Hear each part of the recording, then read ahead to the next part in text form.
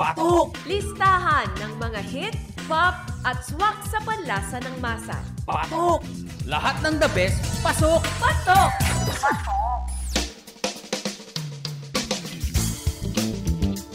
Magandang tanghali mga kaagapay, ito po ang inyong paboritong himpilang 702 DZAS, FEBC Radio TV, Agapay ng Sambayanan. Kami po ay proud member ng KBP o ang kapisanan ng mga broadcaster ng Pilipinas. At ako po ang inyong kasama para po sa 30 minutong pakikipagkwentuhan sa larangan ng pagnegosyo sa programang Patok. Ako po ang inyong kaagapay, ako po si Brian De La Cruz. Ngayong malapit na nga po ang araw ng mga puso.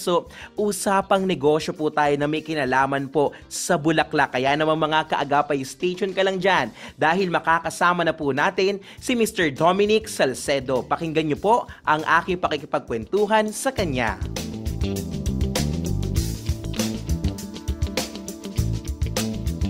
Ay, magandang araw po sa lahat ng listeners po natin today.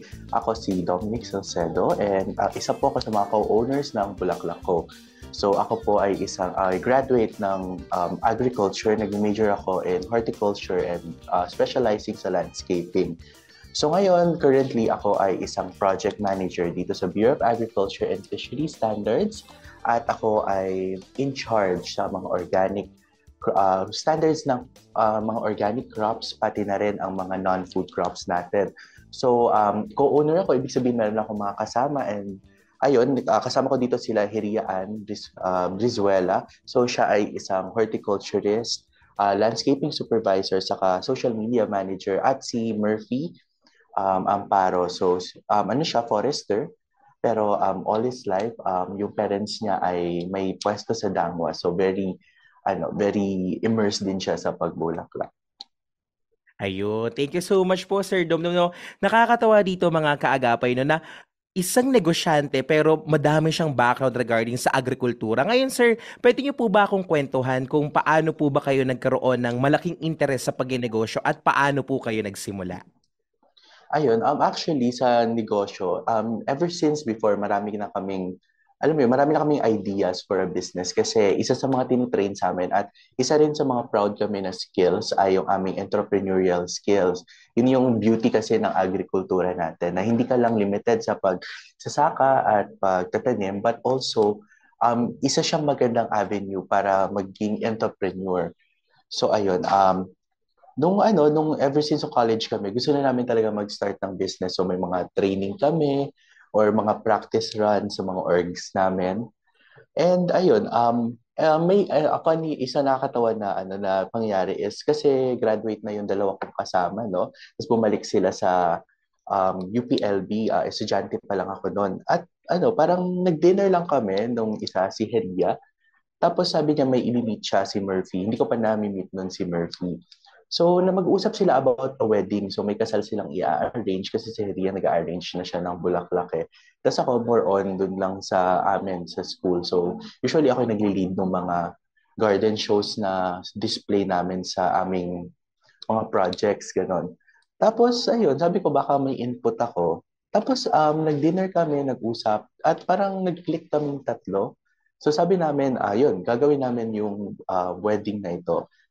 Tapos simula noon, parang doon na kami nabuo na identify namin na very passionate kami about this sa pagbubulaklak and sa kasi tinatransform mo yung mga bulaklak into something that will make that person's day or yung event niya na memorable and special. So very interested kami doon at ginawa namin siyang negosyo.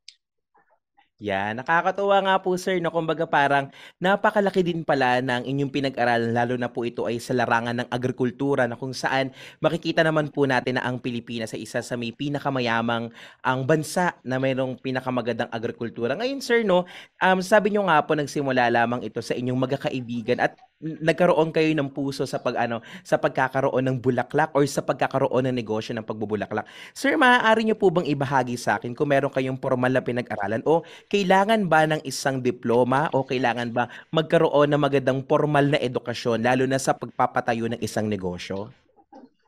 Meron na kaming formal na pinag-aralan. Kaming dalawa ni Heria, ako siya kasi Heria ay graduate ng agriculture and yung specialization talaga namin ay sa landscaping. So, mostly mga bulaklak, mga landscapes, ayun. So, ayun yung mga ano namin. Hindi ko pala nabanggit yung aming mga produkto, no? Yung produkto namin ay ang mga bouquets, nag-arrange din kami ng mga wedding, debut events. Pati we also provide landscaping services. So, ayun, very in-line doon. And iko-connect ko lang doon sa iyong tanong. Meron kami pinag-aralan doon. So, may diploma kami doon. Pero I do believe na hindi kailangan ng formal na education para mag-start sa business. Kasi kahit kami ay may diploma, natututo pa rin kami along the way ng mga bagay na hindi namin matututunan sa isang classroom setup. And naniniwala ako na ano pa rin siya, it's about passion, diskarte, kung paano mo gagawin yon. At I think more importantly is yung skills mo kasi hindi naman yun makukuha lamang sa classroom but through your experiences and kung ano talaga yung meron ka, yung mga strengths mo. Yun nga po, no. Kaya po sa lahat ng mga kaagapay na nakikinig po ngayon sa himpilan po ng 702 DZAS at sa mga nanonood po sa Facebook ay nais ko lang po ulitin po na si Sir Dom po ay isa po siyang graduate po siya na may kinalaman po sa agrikultura at hindi lamang po yun, no, talagang hindi dapat pala talaga natin kinakahon yung sarili natin lalo na sa usaping pagnenegosyo dahil walang diploma o kahit anong pinag-aralan yung maaari talagang mapuntahan dito. Ngayon, sir, interesado ako dun sa pangalan ng inyong kumpanya. Actually, sir, tuwan-tuwa kasi ito parang nakuha agad ako. Sabi ko, oo nga, no, napakabilis tandaan dahil ang Tagalog naman talaga is bulaklak, Oo. pero ang English ay flower. Maaari nyo po bang, sir, sabihin sa akin kung saan po inihango ang pangalan ng inyong negosyo? Oo, actually, marami kami pinagdaanan bago namin ma-arrive yun yung bulaklak ko kasi usually mapapansin mo very English or French yung mga flower business kasi parang mas social siya pakinggan, 'di ba? So parang nag-iisip kami pero parang naisip ko lang kasi basically yung magiging business namin maglalako kami ng bulaklak, 'di ba? Tapos parang may bulaklak PH na. So parang nilagyan namin ng company yung CO para mukha siyang business. Pero parang pagbabasahin mo siya, parang bulaklak ko. So parang buha ka naglalako ng bulaklak. So I think that is very Pinoy and also parang hindi niya na sacrifice yung mukhang social or mukhang or tunog legit nung business namin. And ayun, parang since then parang that is nice. Naging matunog yung pangalan. Actually, sir, no, Oo. yung habang talagang habang binabagtas ko yung inyo pong yung inyo pong negosyo, nakita ko rin sir sa bati po sa mga ibinigay yung detalye sa akin. Lahat ito ay patungkol sa marketing strategy nyo. Sir, maaari nyo po bang turuan ng ating mga kaagapay? Bakit ba napakahalaga ng magkaroon sa isang negosyo na dapat marunong tayong mag-handle doon sa tinatawag natin na marketing strategy? Maaari nyo po ba kami, sir, bigyan ng sikreto kung bakit ba maningning ang bulaklak ko? Actually, ito yun eh. Sa marketing kasi, kailangan mong mag-identify kung ano yung demographic mo kasi at the end of the day, ikaw ay magbebenta ng iyong produkto or serbisyo. So, of course, syempre, bago ka magbenta, siguraduhin mo muna na may bibili. So, hahanap ka ng iyong market or yung demographic or yung market mo.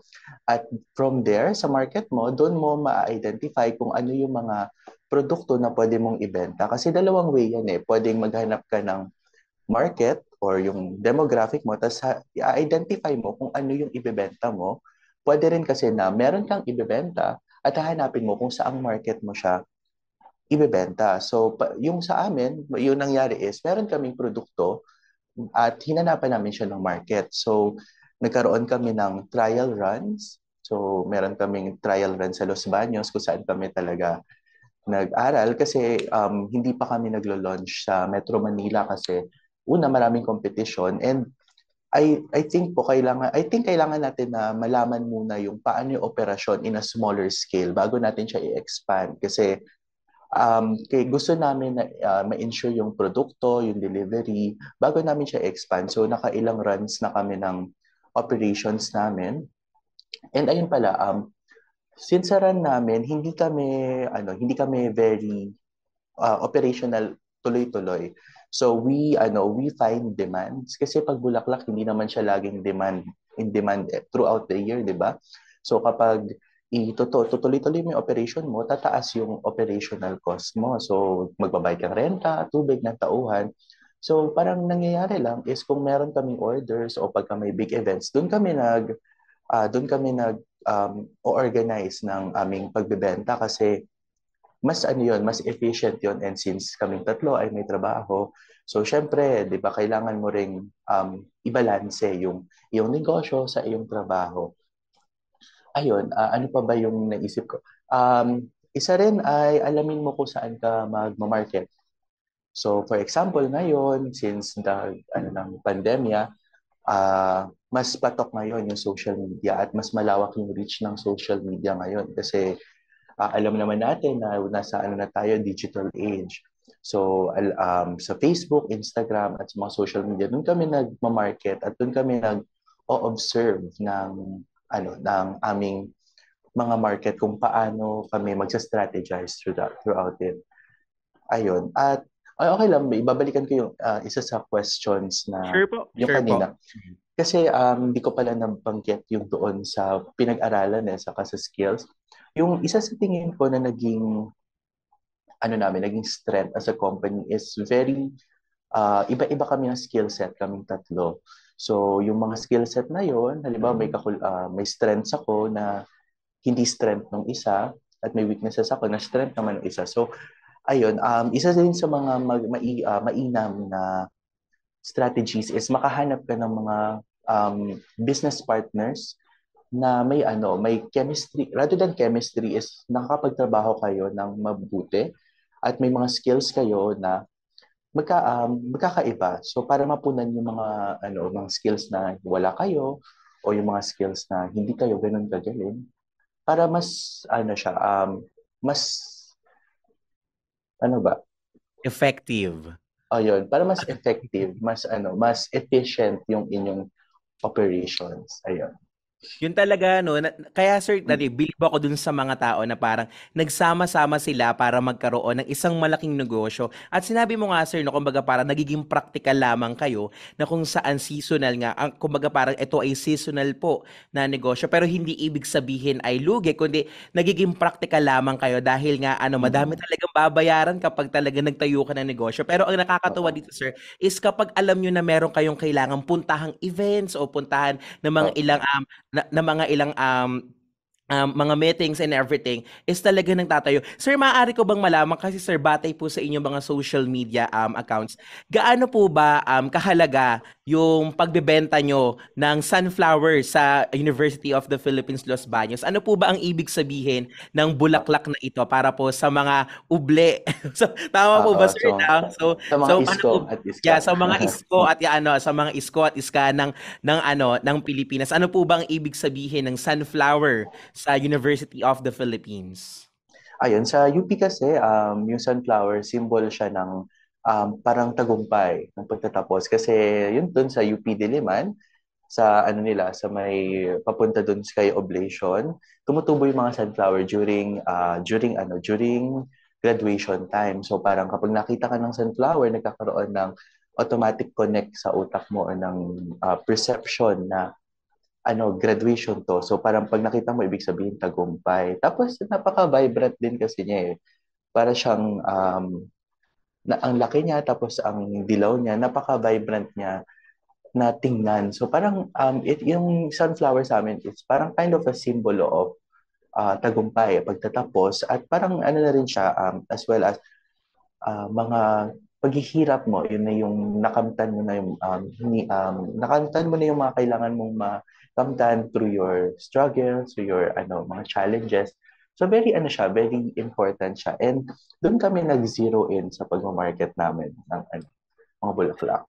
Yan, kaya nga po sir, no, nakakatuwa po kasi iba rin talaga kapag nakapagtapos ka sa sa Universidad ng Pilipinas dahil binibigyan mo ng pagkakataon o binibigyan mo yung chance yung sarili mo na makita yung tagumpay at hindi lang sa hindi lang sa larangan ng bulaklak kundi kayo tulad niyo po sir, isa katrabaho na ngayon po kayo sa isang sa isang ahensya po ng gobyerno. Ngayon sir, no, medyo lalalim lang po tayo ng kaonte. So Okay. bali sir, syempre po, dumaan ng pandemya. Alam naman po natin na pinadapa nito ang iba't ibang uri ng negosyo, mapa-industriya man, mapalarangan man. Sir, maaari niyo po bang ibahagi sa amin at syempre po sa mga ilang kaagapay natin na ano po ba yung pagsubok na pinagdaanan ng Bulaklak Co? Ayun, actually yun nga, pandemya, isa yun sa mga pinaka nag-struck sa amin. Kasi funny enough, nung nagpaplano kami ng, di ba nakwento ko na nagkita kami, nag-dinner, tapos paplan kami ng wedding. That is right before sa pandemic, mga January noon, no, 2020. So parang nangyari, hindi natuloy yung ano natin, yung business namin, yung arrange sana namin. So nangyari, edi ayun, hindi siya natuloy. Tapos, marami rin kami mga weddings na hindi natuloy kasi parang nakalinya nun mga 5 eh. Tapos, ayun, tinry namin mag-run noong 2021 sa UPLB, ay sa Los Baños area banda. So, doon kami nag-first run ng aming business. So, yung challenging doon kasi kami rin yung naging courier, kami yung nag-deliver. So, ano yun, halos wala kaming tulog ng mga panahong yun kasi may mga deliveries kami to Alabang, to San Pablo. As in, ang layo na masyado kaming na-excite doon sa scope na yun. And given na wala pa kaming sasakyan, so kailangan namin magrenta. Tapos ano yun, more on kasi ang Bulaklak at yung mga events, usually, dun sila nakatain eh. So kapag hindi pwede yung mga events or ano, wala tayong demand. So ayun, pumili lang kami ng, halimbawa Valentine's Day, tapos pumili rin kami ng mga graduation, ganon. So mas kumonti yung aming ano, and mas limited yung galaw ng ano namin, ng business namin. At ngayon na medyo lumuluwag na yung ating um, yung pagta-travel, yung pagpunta at pagtitipon ng mga tao, dumadami na ulit yung aming mga activities and yung ano namin, yung mga clientele kasi nga pwede na makasal, pwede na magtipon yung mga tao. So yun, dumadami na siya. Yun yung naging major challenge namin during this pandemic. This pandemic. Yun po talaga, no? Kahit naman po kami dito po sa industriya po ng broadcast, no? Talagang pinadapa din niya po kami kasi nga po, yun nga po, no? Bigyan ko lang po kayo ng kaunting background po. Ang 702 DZAS po ay non-government at we are donor-based po. Kaya nga po, nagpapasalamat po kami sa Panginoon, no? Na siya po din talaga yung dahilan po ng ano, siya din po yung dahilan kung bakit hanggang ngayon po ay nagsasahim papawid na po kami at mag-75th anniversary na po ang aming himpilan po. Yun po sir, no, nakakatuwa pa dito sir sa ano, ilan po sa inyong mga binigay na detalye is ano po, is yung mga services po na ino-offer nyo. Sir, maaari nyo po bang i-explain sa amin kung magkano ba ang magpa-arrange sa inyo? Ano po ba yung mga event styling? At ano po ba yung landscaping services po na binibigay nyo? At sir, magkano po bang kapital ang inilalabas po ninyo sa ganitong uri po ng negosyo? Ayun, dito yung packages naman namin will depend on the client eh. So, bibigyan kami ng budget, tapos sasabihin namin kung kaya ba siya or realistic ba kung ano yung gusto nilang mangyari. So, doon namin siya i-assess. And ayun, yung magandang naging ano namin, wala kaming nilabas ni piso para sa aming negosyo kasi kapag ikaw ay sa amin yung mode namin is through pre-order or through contract na kailangan ng down payment kasi ano rin yun, protection din yun sa amin na sigurado kami na yung kliyente namin ay kukuha talaga sa amin. So, mag-a-avail sila. So, kahit magbebenta kami ng bouquet o kahit ano, through pre-order siya kasi mahirap na magsasabi lang sila na kukunin nila tapos magkakaroon ng change of mind, 'di ba? So sayang yung ano noon, yung effort mo pati yung resources. Tapos hahanapan mo pa yun ng buyer. So ayun yung simula pa lang na sinabi ko sa kanila na kasi nung time na yun hindi pa ako nagtatrabaho. So inaisip ko ay parang wala akong maiko-contribute dito. So what if i-pre-order na lang natin para wala tayong ilalabas. So ayun yung ginawa namin. And till ngayon, yun yung nagiging mode of operation namin kasi wala kaming nailalabas at may sure kami ng mga buyer. So, ayun, mas effective siya sa amin. Tapos, ayun, pagdating naman sa landscaping services, ano siya, we work through contracts.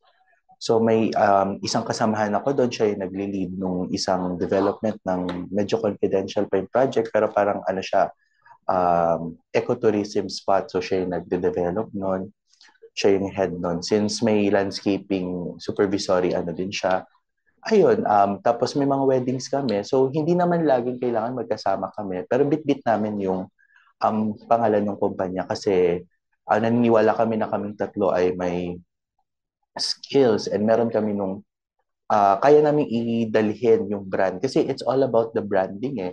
Pagka nasira yung branding mo sa mga kliyente, pwedeng maapektuhan nun yung mga susunod mong mga kliyente or pwedeng hindi ka na nila kunin, di ba? So, kailan mo rin pangalagaan yung brand. Yun nga sir, no, nagulat ako dun sir, sinabi nyo na wala kayong inilalabas sa kapital. Kasi nga po, di ba, common po doon sa ating mga kaagapay po ng mga negosyante ay talagang naglalabas ng ganitong uri po ng kapital. Lalo na kapag magsisimula pa lang sa pagnenegosyo. Kaya sir, ginulat nyo ako na sinabi yung hindi kayo naglalabas ng kapital. Sir, sa pagkakataong ito, no, sir, no, ano po ba, tingin nyo po ba, ano na po ba, nakabangon na po ba ang industriya ng bulaklak sa Pilipinas? Ayun, nakakabangon naman siya. Pero unti-unti, it's not as it used to before kasi marami pa ring challenges. For example, ngayon is yung inflation, di ba? Hindi kasi, um, hindi rin kasi immune yung industriya ng pagbubulaklak dun sa mga challenges na ano natin eh. Halimbawa, pagtaas ng presyo ng gasolina, lahat kasi, lahat yun makaka-apekto talaga. So, yun din yung mga challenges natin. So, unlike before na medyo mas mura yung bulaklak, naapektuhan nun yung presyo and yung ano na rin, pinaka-operation natin kasi ibig sabihin nun, pag tumataas yung presyo, hindi na lahat makaka-afford ng produkto nyo. Pero ayun, kailangan mo rin tanggapin na hindi lahat bibili, hindi kailangan lahat bumili ng produkto mo. May mga taong kayang bumili at hindi mo parang kailangan ibaba yung sarili mo doon sa sa demand ng hindi naman kaya. Kasi since ito bulaklak, it's very, siya pwede natin siya tawagin quote-unquote luxury. Kasi hindi naman siya basically kailangan ng lahat ng tao. This is more of a novelty, a luxury product. So parang ayun, hindi siya kailangan lahat bumili. So yun yung ano namin kasi kahit anong price naman na iset mo, of course within reason, may mga taong bibili at bibili nun. Kasi hindi ka naman hindi kami nagsiset ng price na hindi reasonable eh. Kasi ayun, I always consider yung cost, yung demand, yung lahat yan i-consider mo. At parang hindi siya ano ba, hindi mo i alam mo, hindi mo i-compromise yung pagkita mo kasi mahalaga rin yun sa negosyo na kailangan kumikita ka kasi to be honest, ang negosyo is malaking part nun is the income kasi kaya ka nga nagtatrabaho para kumita. So, syempre, hindi mo yun i-sacrifice. Ganon. Yan, nakakatuwa naman po mga kaagapay, no? Alam ko pong mabibiti ng oras. Pero ngayon, sir, no, sa huli kong katanungan, ngayong nalalapit na ang Valentine's Day, alam naman po natin na talagang patok na patok ang industriya po ng bulaklak dito sa Pilipinas. Ngayon po, no, sir, maaari nyo po bang imbitahan ang ating mga kaagapay kung paano po ba magpa-reserve ng mga bulaklak po o paano po ba makakabili, sir? Promote nyo na po ang inyo pong negosyo kung saan po kayo matatagpuan, ano po ang mga numero nito at paano po sila makakapagpa-reserve sa inyo. Ayun, pwede po kayong pumunta sa aming Facebook page, sa Bulaklak Ko, PH, or sa aming Instagram. So, ayun, as of now, may nililimit pa rin namin yung aming operations to Los Baños. So, through meetups kami kasi nga mahirap nang mag-deliver. So, puro meetups kami. Pero soon enough, also, pagka may mga weddings kayo, events, you can also chat din po yung aming page para mapag-usapan po natin yung inyong mga inquiries and packages ng aming mga produkto. So, ayun, we will assure that our products will really stand the quality and the aesthetic that you want. So, ayun, through Facebook page, we can also contact bulaklakoph@gmail.com. So, ayun, nandun kami, monitor namin siya every day. You can contact us through there. Yun, maraming salamat po Sir Dom, no? Isang malaking pagkakataon po na makausap po namin kayo. Lalo na ngayon na malapit na ang araw ng mga puso, talaga naman patok na ang bulaklak. Pero sir, bago ko po kayo bitawan, no, magpapasalamat muna po ako sa ating mga kaagapay na pinangungunahan po ng ating pong Protect na sina Reggie Villena, Nathaniel Peralta at Benjo Marano. Siyempre po, kasama din po natin ang ating pong RTV team na pinangungunahan po ni Miss Eileen Valdez, Wenmark Balatukan at Jellica Calayagan na ating bagong kaagapay na si Raymond Rico Paner. Muli maraming salamat po sa inyong lahat. Sir, ano po ba ang inyong mensahe sa mga taong nais pasukin ng ganitong uri ng negosyo? Ayun, may 4 points na ano. So una, alamin mo muna kung ano ang iyong mga kalakasan, mga strengths pagdating sa pagnenegosyo kasi magagamit mo yon. At alamin mo ang iyong market, alamin mo ang pangangailangan ng demand and saan ka makuha ng supply at kakailanganin mo na siguraduhin ang iyong produkto ay kalidad at umaangat siya sa ibang mga produkto at huli ay maniwala sa iyong mga kakayahan, paniwalaan mo na yung mga kakayahan mo kasi at the end of the day, ikaw ang gagawa ng iyong mga pangarap para sa iyo. Ayun, maraming salamat po.